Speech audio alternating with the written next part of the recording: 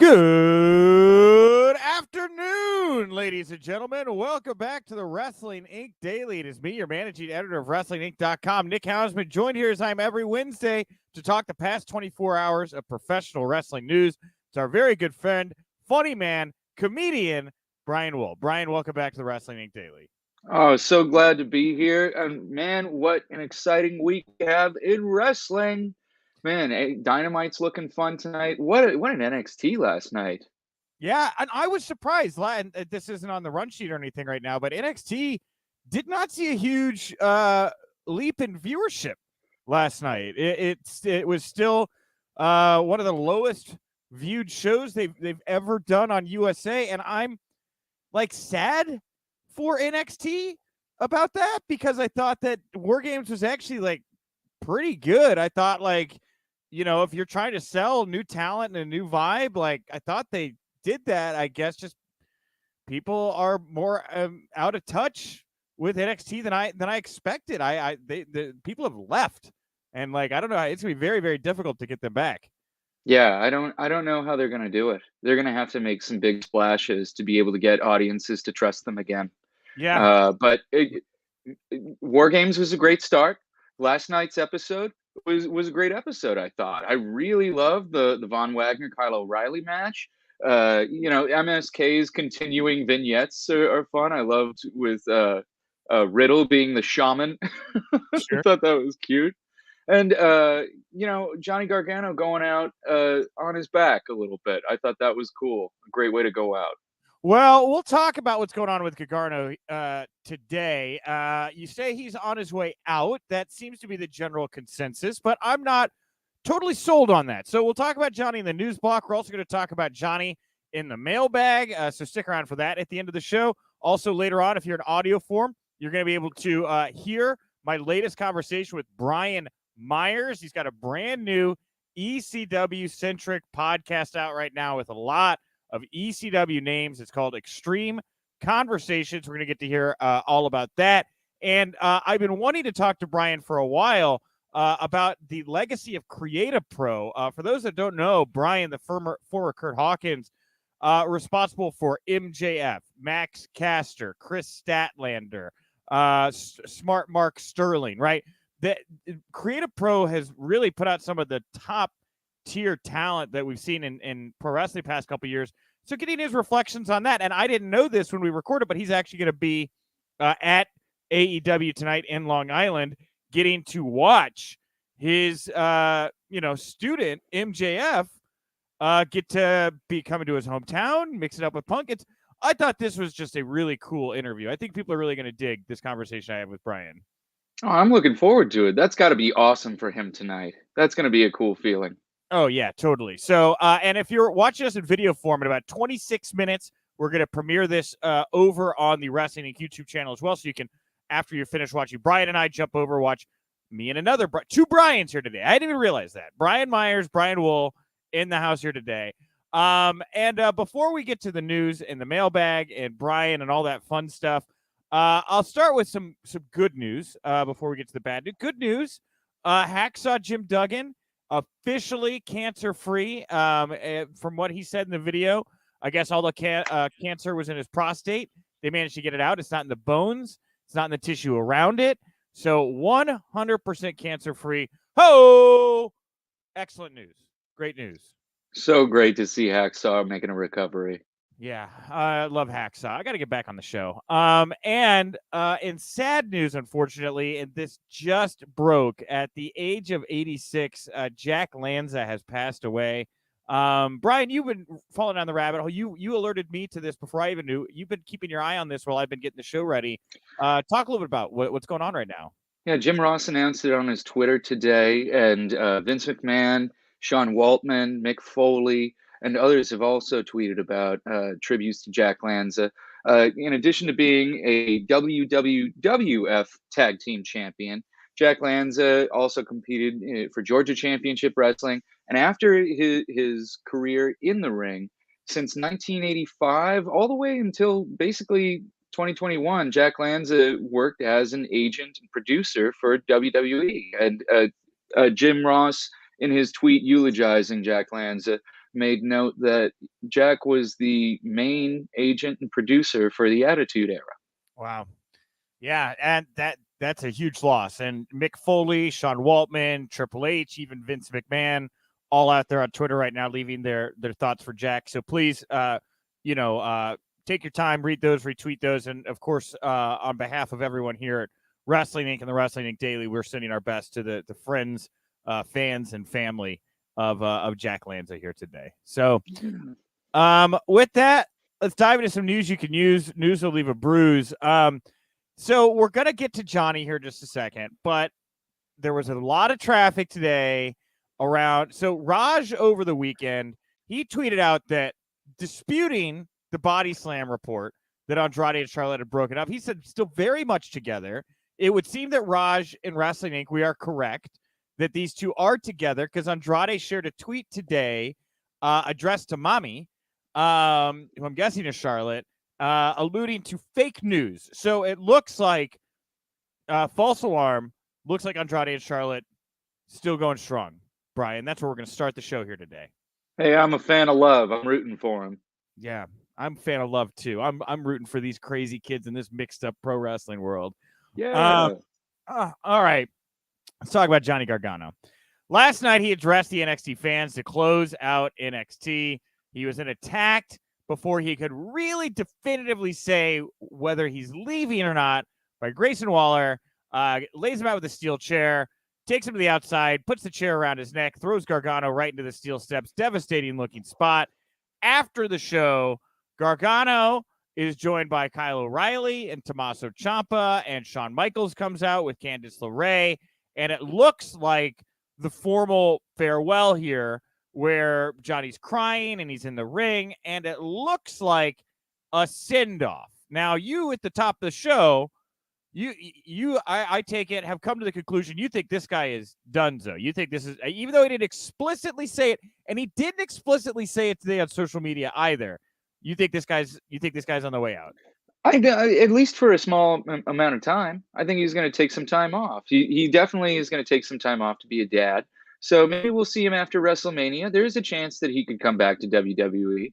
But I feel like he's going to take some time off and do some other things. For me, personally, I'm really hoping that he announces for PWG's Battle of LA in January. The baby's not due until February, so hopefully he could squeeze one in. You know, I don't know that he doesn't re-sign. You know, this very much felt to me like we're leaving the door open, hoping you resign. Because to be perfectly clear, this guy is currently under a WWE contract. To our knowledge, he is under a contract until Friday. So right now, he is still very much a WWE superstar. The re-signing conversation is going to happen over the weekend, and you know, I get the book. Look, you want this guy to be on, if he's leaving, leave on good terms because maybe you're going to want him back. Maybe he's earned this, right? I did kind of predict that we'd see something akin to what we saw last night with a younger talent coming in and laying out Gargano to get that heat. But I don't know, man. Like he didn't say he's leaving. I don't know. I mean, maybe the Waller stuff, but I look at WWE right now, and Bryan Danielson just left, and Bryan Danielson fit a very specific niche, right? The ultimate underdog, the little guy that can work up against the big guys and be believable. And I wonder, you know, as much as we all talk about how Vince wouldn't get a Gargano or O'Reilly, Vince did come around on Bryan Danielson. I do wonder, with Danielson gone, does that open up a position for Gargano where maybe he is more valuable in this moment than a lot of people are kind of talking about? That's a good point. Vince seems to always be looking for his next Mighty Mouse. He loves that type of character. He was looking for that with Neville, and he found that in Daniel Bryan, and now Johnny Gargano could very much be that guy for him. I'd love that. So anyone that can use Johnny Gargano in the way, I think he's just such an ultimate babyface. He's so fantastic. Seeing him come out to Rebel Heart on Sunday was just so amazing. just made my heart warm. So I'm looking forward to seeing him come back with somebody that will appreciate him for what he can bring to a show. All right. Hey, we're going to talk more about Johnny in the mailbag, so we'll put a button in it there for now. By the way, I didn't mention that the comment section is open, and Keith got us going here today. He said he's watching us from Nova Scotia, which is about to be buried in snow. Samantha saying that it's already snowed here in Ontario. It's in Chicago. We've gotten some snow as well. Sam, bring on the snow, says Keith George. And then who was it? John decided to chime in, noting how it's 81 degrees and sunny in West Texas. All right, so there you go. There's your the comment section, obviously working right now. And look, I had to block somebody because they're just posting gibberish about the Undertaker in Saudi Arabia and a bunch of overcap words. So whatever. Jump in the comment section wherever you're at. You can jump in the show as we go along here. I'll try to pull more chats in the show. All right, Showbuzz Daily. This week's Raw drew the 9th lowest audience in the history of the show. It was the lowest key demo rating in the history of Monday Night Raw. The previous low was the October 18th episode, which drew a 0.39. The show went up against Week 13 of Monday Night Football on ESPN, and Raw viewership was down 7.88% from the same week in 2020, while the 18 to 49, that key demo, was down 31.37% from the same week in 2020. And I understand, look, the internet is the wave of the future, but that's a huge drop. 1 in 3 people that were watching on terrestrial television and are in your key demo just left in the past year. That's not good, man. That's bad. It is bad, but it should be noted UFC only drew a 0.22. So and they just got like another billion from ESPN or something. So it's not complete doom and gloom, but it's clear that people are moving away from terrestrial television. And but the thing is also, I see this, I see the NXT numbers that came in today that were also very underwhelming.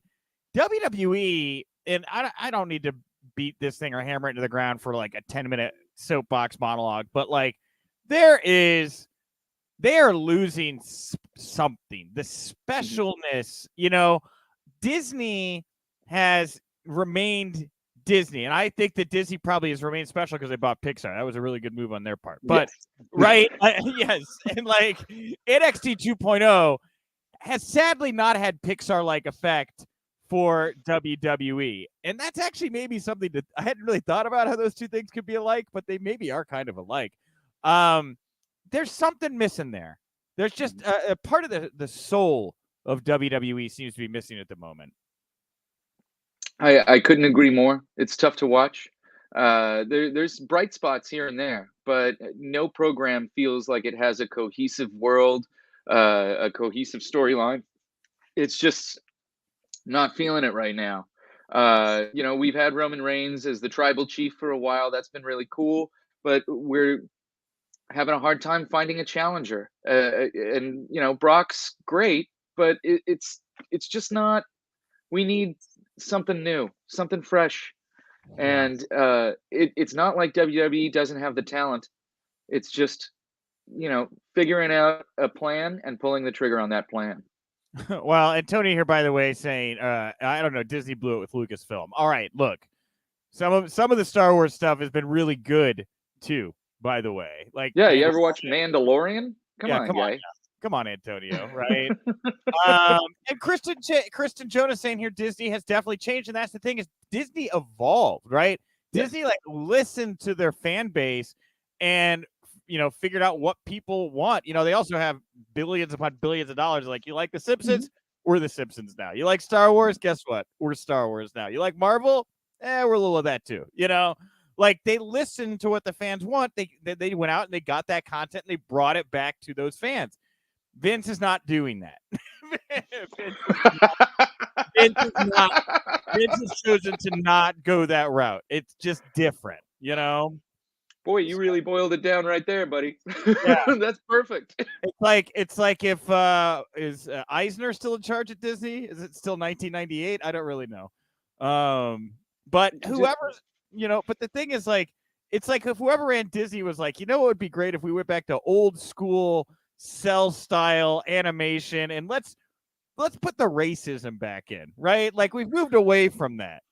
Can we get back to our roots of what really makes Disney Disney? Like they're like, no, whoa, no, wait, what? No, cater to your audience, man. Right? Yeah.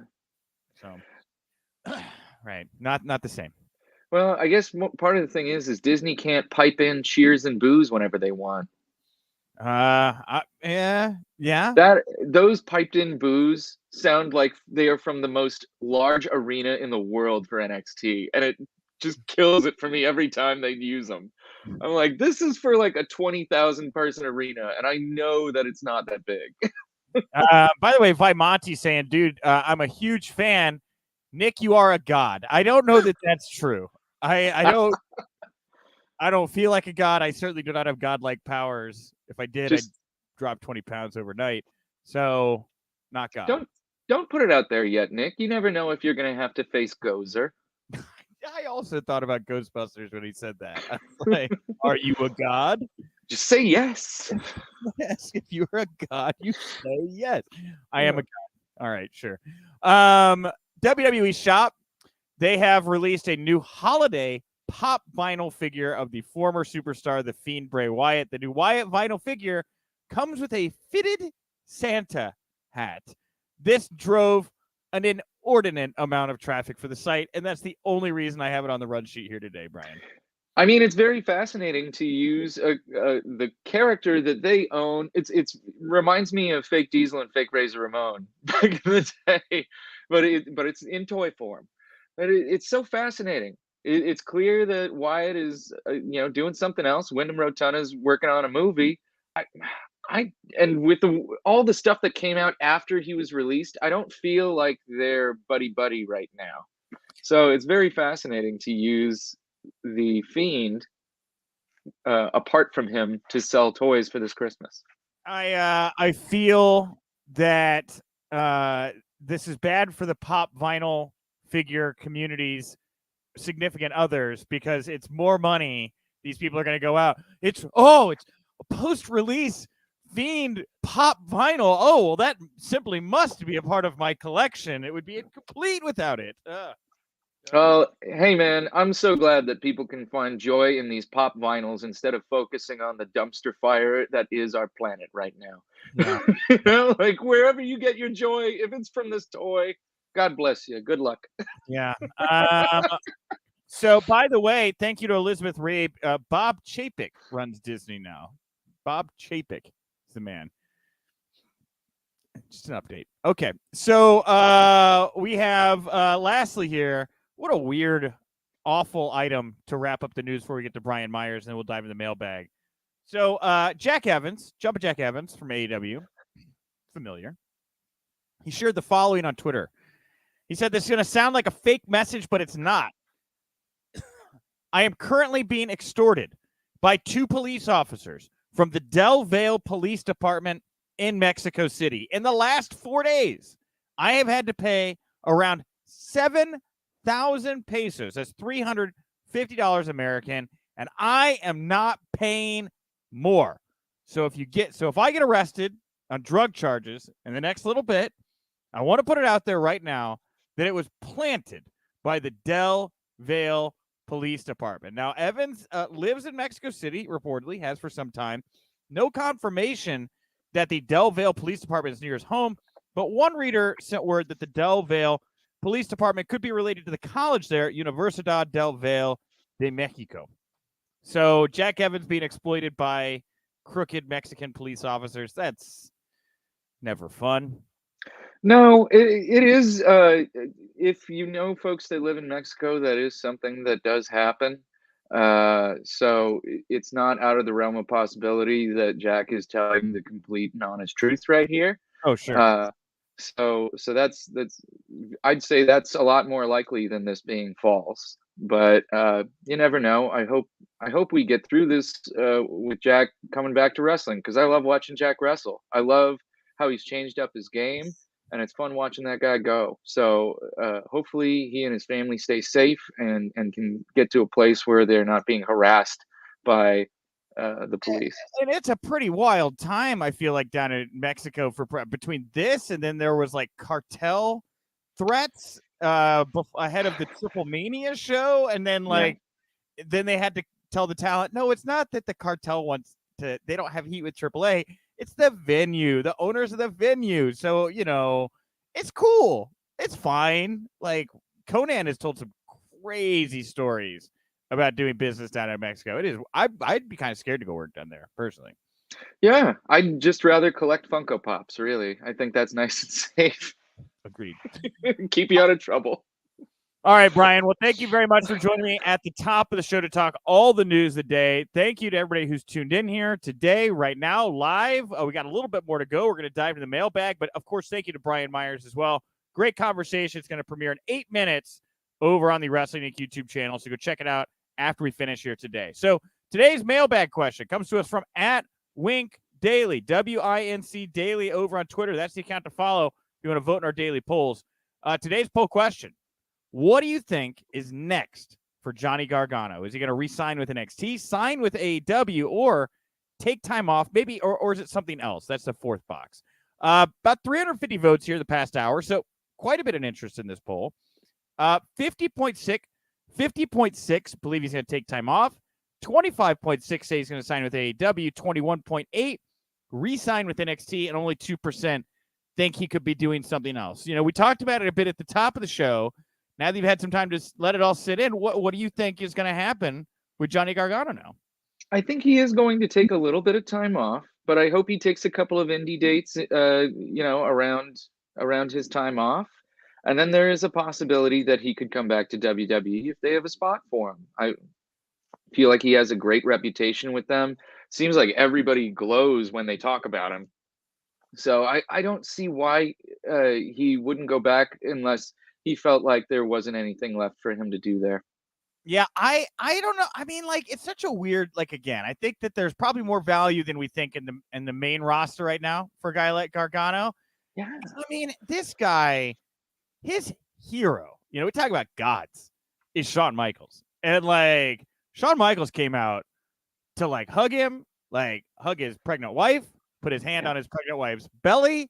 I mean, if all you want to do is just work with Shawn Michaels and make money and be with your wife, I would be shocked to hear on Friday that this guy's resigned and he's going to start feud with Grayson Waller next week. I could be very wrong, but I think there's I put 30% odds on that.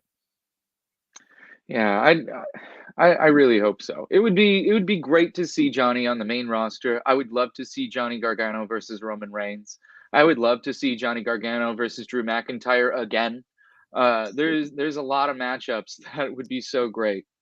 He's Johnny wrestling, I want to see him wrestle. Yeah, and we have @Q2 Pangles over on Twitter saying the Rumble. Maybe he comes back at the Rumble as a surprise entrance. That'd be fun. Oh, yeah. We have Corey F. and Frazier saying signs, but with the main roster, though, chasing the 24/7 title within 2 months. Kind of like the worst case scenario, isn't it? Oh, that would be rough.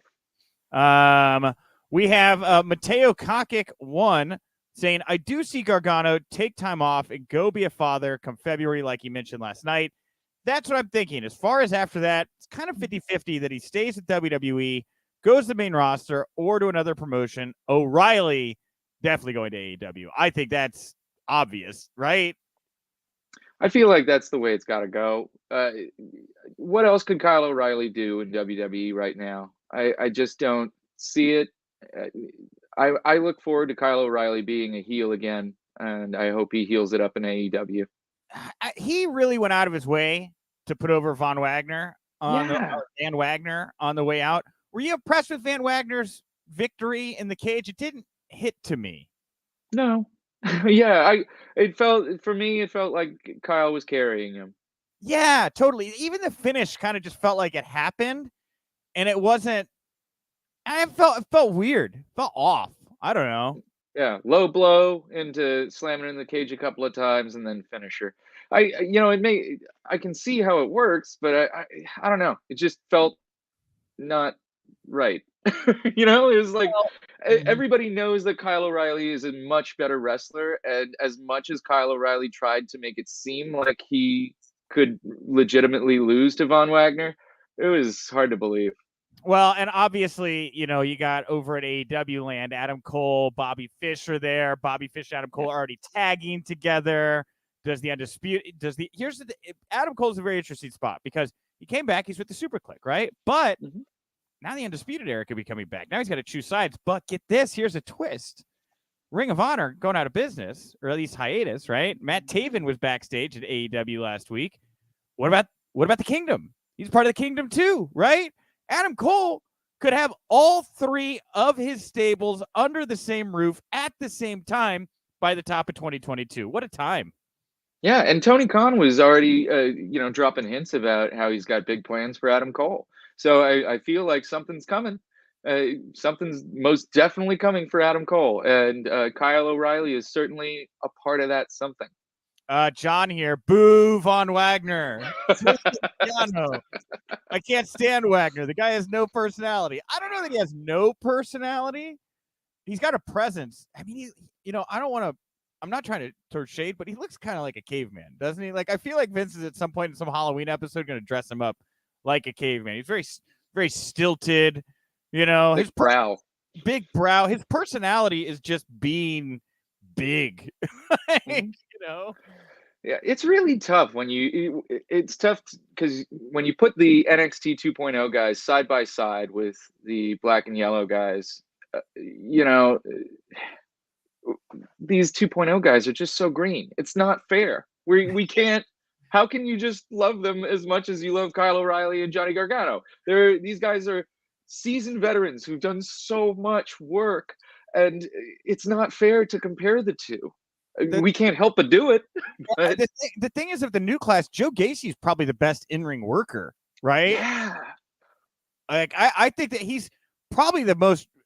I'm so all over the place. Do I like Gacy? It's like, again, like, he makes me feel things, Brian, right? Yeah. Like, at least that's something I get with Gacy that I don't get with a lot of the other kind of characters. If I don't like Gacy, or if I think something he does is kind of, at least I'm feeling something, right? Yeah, my guys right now are Gacy and Breaker. Those are the two. And Gacy, it's especially when the bell rings. Like, when his matches happen, they feel logical. They're exciting. I dig Joe Gacy wrestling. The character, but whatever. It'll happen. It'll all come together. We're going to get Harlan next week. I'm excited about that. Yeah, what's that going to be like? Hope he just like, do you think he can work? What's I don't think he's going to work that much. I think they're going to give him some ham and egger and just have him squash somebody in like 60 seconds. Like, if he can deliver a kick-ass power slam, that's, something like that. Yeah. And by the way, as the last note here, while we talk about Adam Cole and all his stables, Gerard here saying Mount Rushmore, if Kevin Owens goes to AEW, that's a fourth it's an extension of Super Click, but still different. Still a little different. Man, the next year of AEW is going to be so exciting. And how is WWE going to keep up? That is a very interesting, and you know what? It's all just fun and games until these TV rights have to be negotiated in a couple years, and we're going to find out the street value of these two entities and who is interested in what. Mm-hmm. I liked MJF's tweet about how in 2024 there's going to be the greatest bidding war in wrestling for his free agency. Oh yeah. That'll be something to look forward to. All right. Well, I'm looking forward to seeing MJF tonight on Dynamite. Tune into that. We'll have live coverage on the site. We'll be talking about it here tomorrow. I think EJ's subbing in tomorrow. I could be wrong, but we'll see. Paul was subbing in yesterday. I think they flipped days, if I'm not mistaken.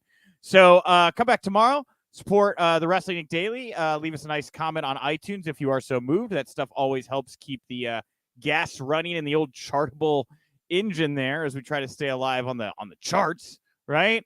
And of course, support WrestlingInc.com. We're on all your socials, and the Wrestling Podcast is at night after the big shows, including tonight after Dynamite. You can come back here, watch the Wrestling Podcast on our YouTube channel and all our socials, really. And of course, if you're in the Chicagoland area, 2 chances to catch me, hang out with me this weekend.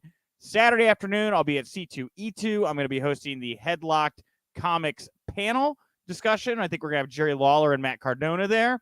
And then that'll be awesome.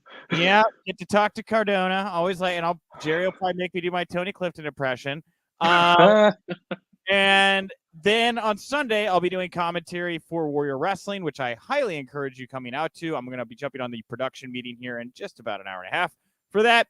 And if you can't come out to see us in Chicago Heights, be sure to catch Warrior Wrestling over on Fight.tv. Brian, what do you want to put over here before we wrap up the show today? Oh man, you can catch me probably slightly intoxicated at this Friday's SmackDown at the Crypto.com arena, formerly known as Staples Center. I'm trying to call it the Crypt. So yeah, shoot me a tweet at Brian Wohl. Maybe we'll meet up. Who knows? I'm probably going to be in some sort of state of intoxication. Wonderful. Wow. That's great. Hey, and you know what? Grab a cocktail, jump on over to my interview with Brian Myers. It is debuting right now on the Wrestling Inc. YouTube channel. Thank you all so much for tuning in. I am at Nick_Hausman over on Twitter. I'll talk to you tomorrow. And remember, if you winked, you didn't.